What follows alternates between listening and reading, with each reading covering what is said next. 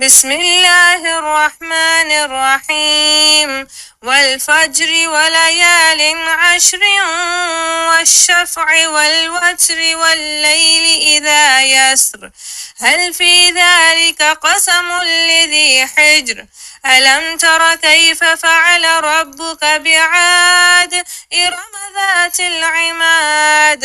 التي لم يخلق مثلها في البلاد وثمود الذين جابوا الصخر بالواد وفرعون ذي الأوتاد الذين طغوا في البلاد فأكثروا فيها الفساد فصب عليهم ربك سوط عذاب إن ربك لبالمرصاد فأما الإنسان إذا ما ابتلاه ربه فأكرمه ونعمه فيقول ربي أكرمن وأما إذا ما ابتلاه فقدر عليه رزقه فيقول ربي أهانن كلا بل لا تكرمون اليتيم ولا تحاضون على طعام المسكين وتأكلون التراث أكلا لما وتحبون المال حبا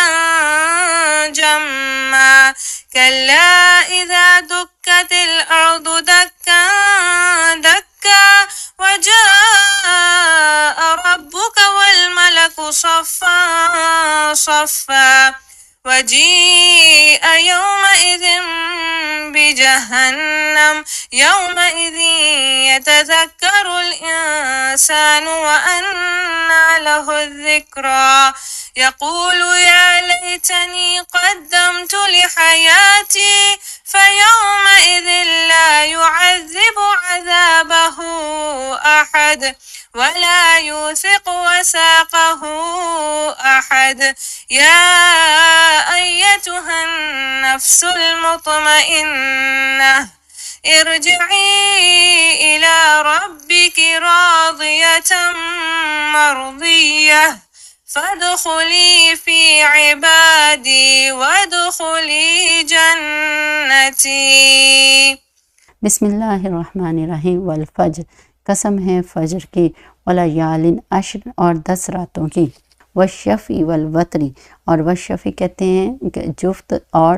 والوتری ایون اور آڈ نمبر، جفت اور طاقت جو ہوتا ہے نا،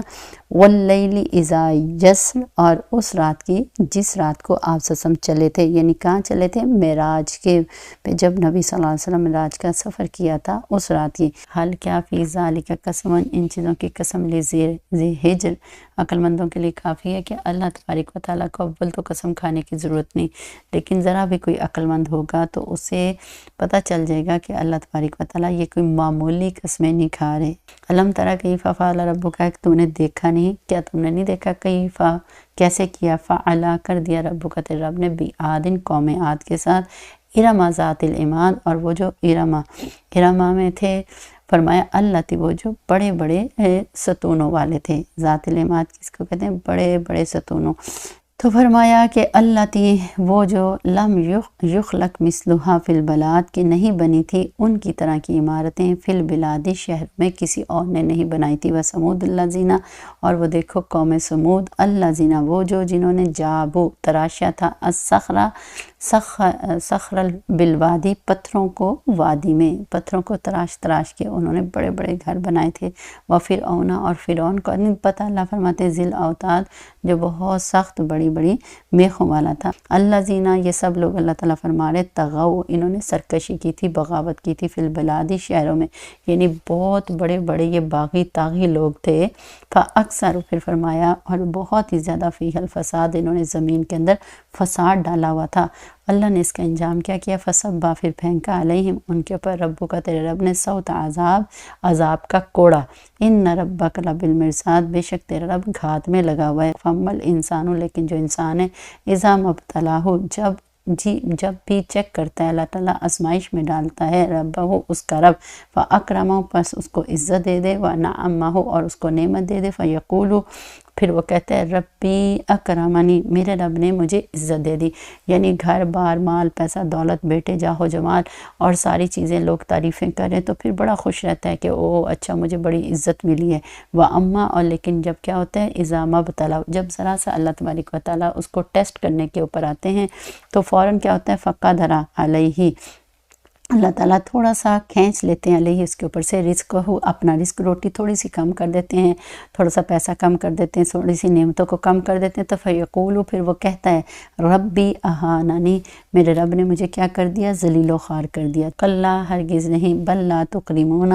یتیم، تم کیا کرتے ہو، اصل میں تم یتیم کی کیا ہے عزت بھی نہیں رکھتے، ولا تحاضون، اور نہیں تم کیا کرتے تھے تاکید کرتے تھے علی طعام المسکین، مسکین کو کھانا کھلانے کی بھی، وتأکلون، اور تم جو ہے کھا جاتے ہو، وتأکلون کھا جاتے ہو، التراث مردے کا مال، یعنی یتیم کا مال، اکلا لما سمیٹ سمیٹ کر سارا، وتحبون المال حبا جما، کیونکہ تم مال سے بہت زیادہ محبت کرتے، تو اس بات کو اللہ تبارک و تعالیٰ نے بتایا کلا، ہرگز نہیں، اذا دکت الارض دکن دکا، اللہ اکبر، ہرگز نہیں، اللہ فرماتے وہ وقت ہوگا جب جو ہے پست کر دیا جائے گا زمین کو، دکن دکا، کوٹ کوٹ کر، واجاء، اور آئے گا رب کا تیرے رب، والملک، اور فرشتے صفن صفا کتارے باندھے ہوئے ہوں گے، یعنی صفے بنا کر سامنے کھڑے ہوئے ہوں گے، وجیء، اور لائی جائے گی یومئذ اس دن بھی جہنم، جہنم، اللہ اکبر کبیرہ، و جہنم سامنے آ جائے گی یومئذ اس دن، یتذکر الانسان، اس دن انسان سوچے گا، وَأَنَّ لَهُ الذِّکْرَ، اللہ تعالیٰ فرماتے ہیں آج اس کو سوچنے کا موقع کہاں سے ملے گا، اس دن انسان سوچے گا کہ کاش میں نے جو ہے اللہ کی بات کو سن لیتا، قرآن کی بات کو مان لیتا، جب جہنم کو سامنے دیکھے گا کہے گا کہ کاش مجھے نصیحت حاصل ہو جاتی، تو فرمایا آج نصیحت حاصل کرنے کا تجھے کیا فائدہ ہوگا، آج کوئی فائدہ نہیں ہوگا، وَأَنَّ لَهُ الذِّکْرَ، آج کہاں سے اب تمہیں سوچ آ گئی، یقول، کہے گا یا لیتنی، کاش، ہائے افسوس، قدمت لحیاتی، کہ جو کچھ میں نے اپنی زندگی میں آگے بھیجا، تو اس دن کے افسوس کا کوئی فائدہ نہیں ہوگا، فَيَوْمَئِذٍ، اس دن لا يُعَذِّبُهُ، عذاب نہیں دے گا عذابہ احد، اس جیسا عذاب کوئی بھی، اس دن کا عذاب اتنا سخت ہوگا کہ اس دن سے پہلے انسان نے اس طرح کے عذاب کا سوچا بھی نہیں ہوگا، وَلَا يُوثِقُ وَثَاقَهُ أَحَدٌ، اور نہ ہی کوئی باندھ سکتا ہے اس کی طرح کا باندھنا، یا ایھا النفس المطمئنہ، اے نفس مطمئنہ، ارجعی الی ربک، تو لوٹ جا اپنے رب کی طرف، راضیہ،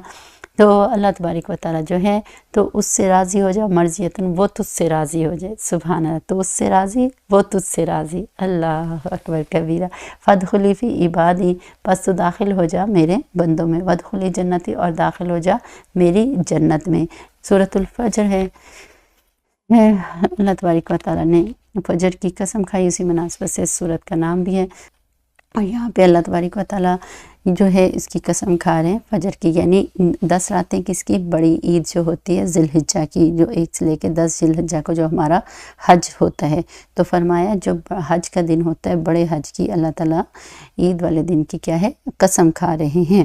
اور 10 راتیں جو اس سے پہلے ہو گئیں اس کی قسم کھائی ہیں، اور پھر ان کی اللہ تبارک و تعالیٰ نے قسم کھائی ہے، جیسے رمضان کے آخری عشرے کی، یعنی اس میں ایون اور آڈ نمبر ہیں جو لیلۃ القدر کی راتیں ہیں ان کی قسم کھائی ہیں، تو ان تمام چیزوں کی اللہ تبارک و تعالیٰ نے یہاں پہ 5 قسمیں کھائی ہیں، سبحان اللہ۔ تو اور اس کے بعد اللہ تبارک و تعالیٰ نے جب یہ 5 کی 5 یعنی بقرعید کے دن کی صبح کی قسم کھا دی، 10 راتیں جو ذی الحجہ کی 10 راتیں ہوتی ہیں، کیونکہ یہ بہت امپورٹنٹ ہے، آپ کو پتہ ہے ذی الحجہ کی جو 10 راتیں ہیں اس کے فضائل بہت زیادہ آتے ہیں، روایت میں آتا ہے کہ اللہ تعالیٰ کو ان 10 دنوں عشرہ ذی الحجہ کی عبادت سے زیادہ محبوب کوئی اور عبادت نہیں۔ لوگوں نے عرض کیا یا رسول اللہ صلی اللہ علیہ وسلم، اللہ کی راہ کا جہاد بھی، آپ نے فرمایا ہاں جہاد فی سبیل اللہ بھی نہیں، مگر وہ شخص جس نے اللہ کی راہ میں اپنی جان اور اپنے مال سے جہاد کیا اور پھر کچھ بھی ساتھ لے کر نہ پلٹا، وہ زیادہ افضل ہے۔ اس کے علاوہ اللہ تعالیٰ کو سب سے زیادہ افضل عبادت کیا چیز ہے، جو ذی الحجہ کے 10 راتوں کی عبادتیں ہیں۔ قربان جائیں اللہ تعالیٰ کے اوپر، دیکھیں اللہ تعالیٰ نے ہمارے ساتھ کتنا پیار محبت کی ہے، کبھی بہانے سے ایک چیز دے دیتے، کبھی بہانے سے دوسری۔ رمضان آیا، رمضان کی تو کیا عظمت شان اور فضیلتیں ہیں، پھر ان کے آخری عشرہ آیا، لیلۃ القدر کی راتیں آئیں، پھر عید کی رات آئی اور لیلۃ الجائزہ دے دی، اور ساتھ ہی پھر سبحان اللہ موسم حج شروع ہو گیا تاکہ انسان اس کی تیاری کرے، اور ساتھ ہی ذی الحجہ کی دیکھیں پھر وہ 10 راتیں آئیں گی، اس کے روزے عبادتیں ان کی سارا کچھ اس کی تفصیلات پھر آتی ہے، اور فرمایا وہ سب سے زیادہ افضل ہے عبادت میں، حتیٰ کہ اللہ کے راستے میں جہاد کرنے سے، سوائے اس جہاد کے جس میں انسان جان اور مال دونوں چیزیں انسان کی ختم ہو جائیں، سبحان اللہ۔ پھر اللہ تبارک و تعالیٰ نے عرفہ کا دن یعنی کہ بتا دیا، اور اس کی قسم کھانے کے بعد اللہ تبارک و تعالیٰ ان ساری چیزوں کی قسم کے بعد فرمایا حل فی ذالک قسم لذی حجر، اللہ اکبر کبیرہ، فرمایا کہ کیا ان چیزوں کی قسم عقل مند کے لیے کافی ہے؟ اللہ تبارک و تعالیٰ بہت بڑی قسمیں اور پکی قسمیں کھا رہے ہیں، اور اس قسموں کے کھانے کے بعد اللہ تبارک و تعالیٰ پھر ہمیں ڈرا رہے ہیں کہ اگر تم دنیا کی زندگی میں مست رہے تو جیسے میں نے پچھلے لوگوں کا حال کیا تمہارا بھی یہ ہو جائے گا، کیونکہ اللہ نہیں چاہتے کہ ہم اللہ تعالیٰ کی بنائی ہوئی جو جہنم ہے اس میں ہم جائیں، تو لہٰذا فرما رہے ہیں قسم کھا کر اللہ تعالیٰ یہ بات کریں تو اے بے وقوفو، تمہیں کیا اتنی بھی تمہارے اندر عقل سمجھ نہیں ہے؟ تو ذرا بھی عقل ہوگی تو تمہیں اللہ تعالیٰ کی قسم بہت بڑی قسم لگے گی۔ قوم عاد کی آپ کو پتہ نا بہت بڑی بڑی عمارتیں تھیں، ان کے جسم چیزیں سب بہت زیادہ بڑی تھی، تو یہ قوم کی طرف بھی اللہ تبارک و تعالیٰ نے منسوب کیا ہوگا، اور ایک شخص وہاں پہ ارم نامی بھی تھا، اور بہرحال اللہ تعالیٰ نے اس قوم کی طرف کیا جو قوم عاد اور قوم سمود وغیرہ جو قومیں گزری ہیں انہی کے خاندان کے لوگ مراد ہیں، یعنی ان کی جو عمارتیں تھیں بہت بڑی بڑی اور اونچی اونچی تھیں۔ فرعون کو نہیں پتہ، اللہ فرماتے ذی الاوتاد، جو بہت سخت بڑی بڑی میخوں والا تھا، آپ کو پتہ کہ وہ میخوں والا مشہور تھا، ایک تو یہ کہ اس کی فوج بہت زیادہ تھی تو شاید اس کی وجہ سے بھی اپنے ساتھ وہ یہ سارا سامان رکھتا تھا، اور دوسرا یہ کہ اس نے سزا دینے کے لیے بھی جو بڑی بڑی نیل اور جو ہے میخیں تیار کر رکھی تھی، اور جیسے ہم نے پڑھا تھا کہ مشاطہ کو بھی اس نے اسی طرح سے نیل گاڑ کے سزا دی تھی، اور بی بی آسیہ کو بھی چاروں طرف سے جسم کے حصوں میں وہ کیا کر دیتا تھا، میخیں گاڑ دیا کرتا تھا۔ تو اللہ تعالیٰ فرماتے بے وقوف انسان، تیری قدر و قیمت دنیا کے مال پیسے جاہ و جمال گھر بار بیٹوں اور عہدوں کے اوپر نہیں ہے، تو کیا بے وقوف والی زندگی گزارتا ہے؟ تو دنیا کی ظاہری حالت کے اوپر دیکھتا ہے کہ جس کے پاس بڑا گھر وغیرہ ہوگا اور بڑی نعمتوں میں اور خوشیوں میں لگا ہوا ہے تو سمجھتا ہے کہ عزت اس کے پاس ہے، نہیں، فرمایا کہ میں دونوں حالتوں میں عزت اور ذلت کے فیصلے میرے پاس ہے، اور میں نعمتیں دے کر بھی تمہیں چیک کرتا ہوں اور نعمتیں چھین کر بھی چیک کرتا ہوں۔ نعمتیں دے کر میں چیک کرتا ہوں کہ کیا تم نے جو ہے اللہ تبارک و تعالیٰ کا شکر ادا کرتے ہو،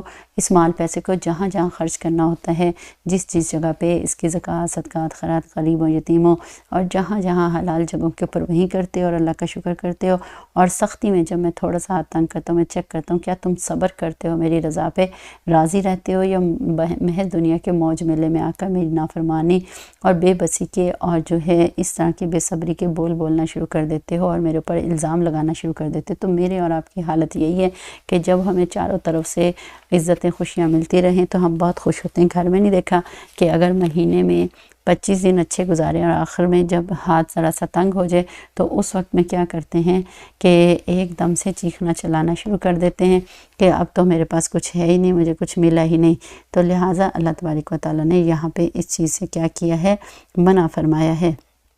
تو ہمیں جو ہے بے بسی نہیں کرنی چاہیے، شور نہیں مچانا چاہیے اس طرح کی کہ ہائے اللہ میں مر گئی، مجھے تو کچھ ملا ہی نہیں، مجھے کیا ملا ہے، کچھ یہ ہے وہ ہے، برباد ہوگی، تباہ ہوگی۔ اللہ تعالیٰ فرماتے دونوں حالتوں میں تمہارا ٹیسٹ ہوتا ہے۔ تو آپ کو بتائے اللہ تعالیٰ نے یتیم کے مال کے اوپر بہت زیادہ تنبیہ فرمائی ہے کہ تم یتیم کا مال نہیں کھا سکتے۔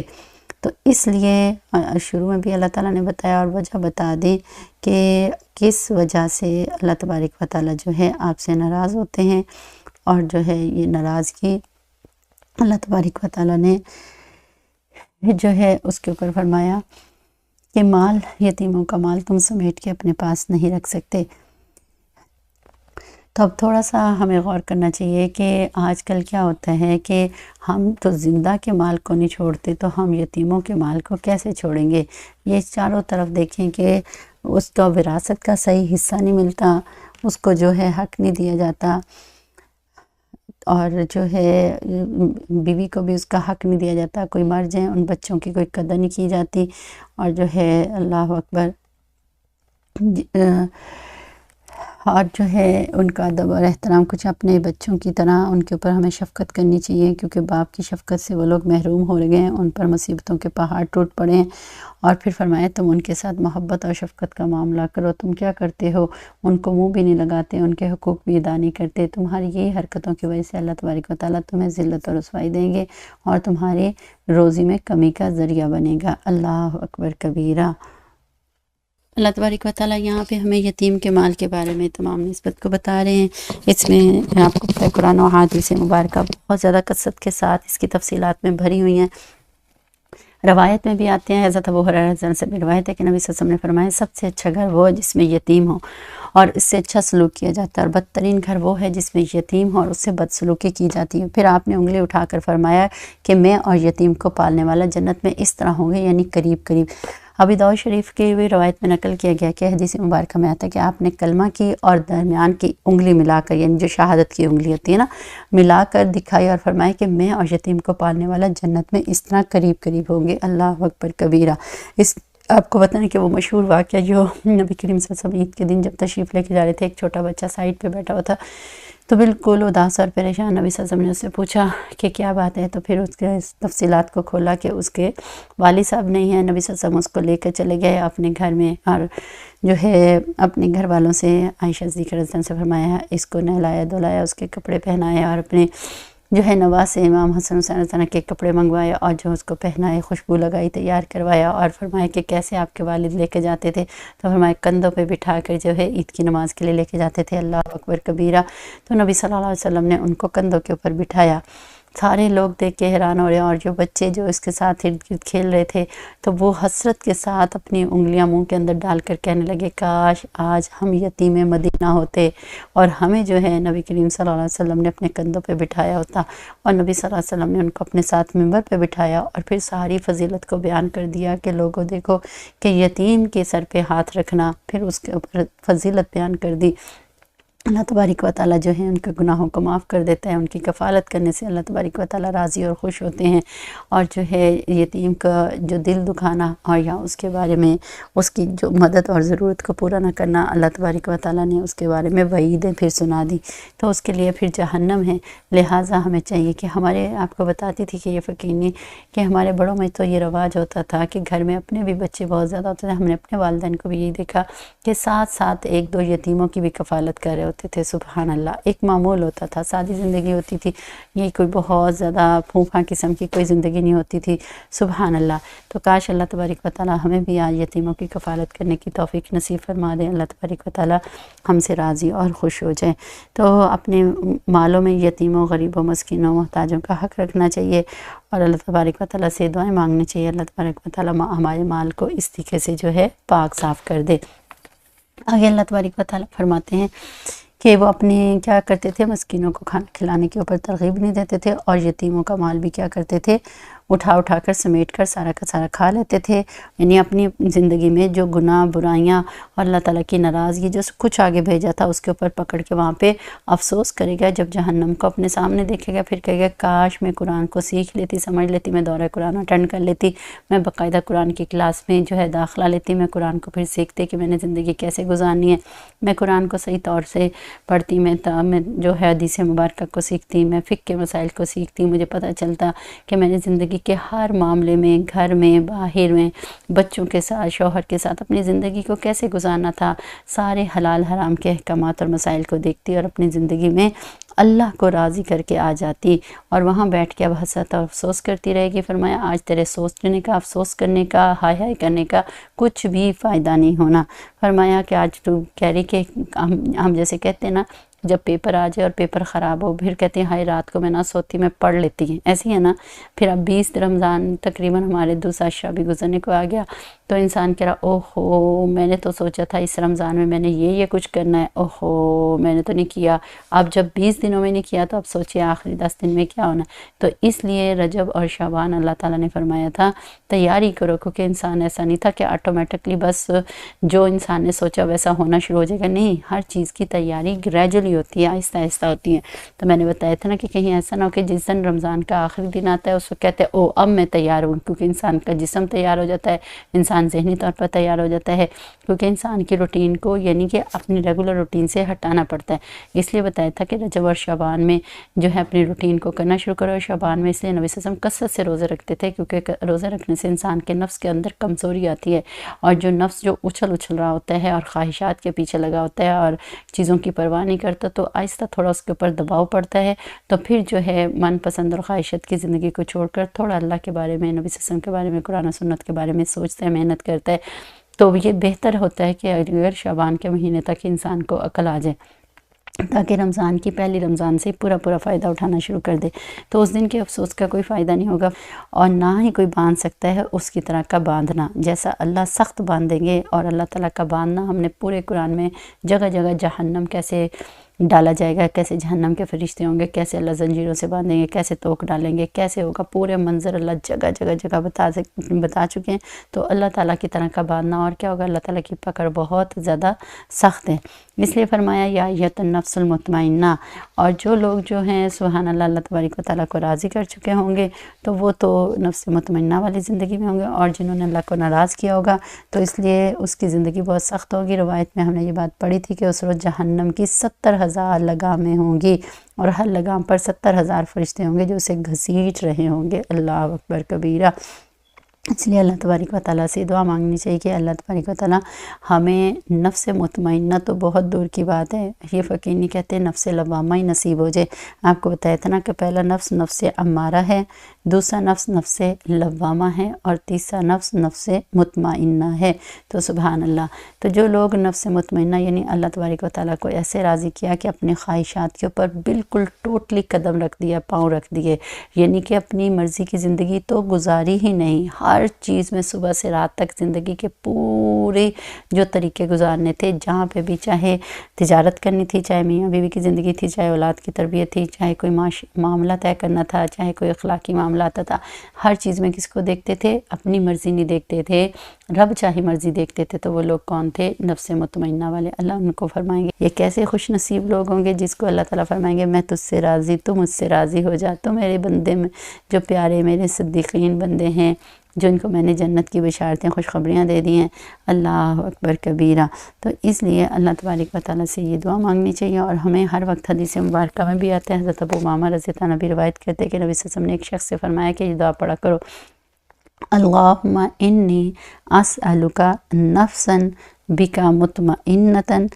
تؤمن بلقائک وترضی بقضائک وتقنع بعطائک۔ اے اللہ میں تجھ سے ایسا نفس طلب کرتا ہوں جو تیری ذات پر اطمینان اور بھروسہ رکھتا ہو، تیری ملاقات پر ایمان رکھتا ہو، تیری قضاء پر راضی ہو، اور تیرے دیے ہوئے پر قناعت کرنے والا ہو۔ سبحان اللہ، یہ نفس مطمئنہ کی پہچان ہے، یعنی جو ہر حال میں ہی اللہ رب العزت سے راضی، نہ تو وصل اچھا ہے نہ ہی ہجر اچھا ہے، یار جس حال میں رکھے وہی حال اچھا ہے۔ تو یہ ایمان والوں کی یہ نشانی ہوا کرتی ہے۔ تو اس لیے اللہ تعالیٰ دکھ دے تب بھی راضی، سکھ دے تب بھی راضی۔